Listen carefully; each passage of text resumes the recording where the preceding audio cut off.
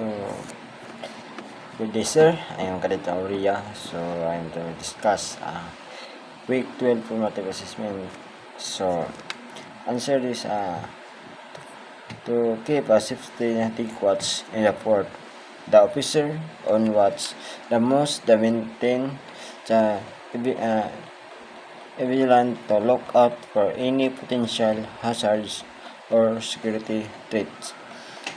This includes monitoring the surrounding area for any sign for suspicious activity or unrestricted access.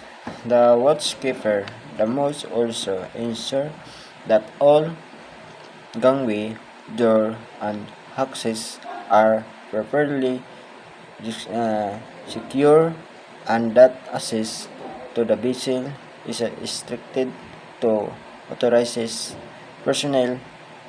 In addition, the officer on watch the must be aware of the vessel mooring arrangements and ensure that they are secure and properly maintained.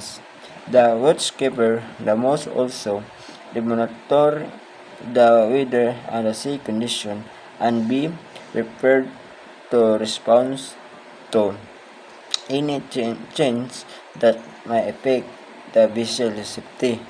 So, furthermore, the officers on watch must also maintain the record of the watch, including any renewable event or observations in accordance with Chapter 7 of the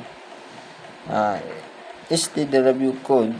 The officers on watch the most will be aware of the vessel cargo and executed to hazards and take necessary precautions to ensure the safety handling and storage. By following this principle, the watchkeeper can ensure safety and to secure the watch in the port. And that's all. Thank you, sir.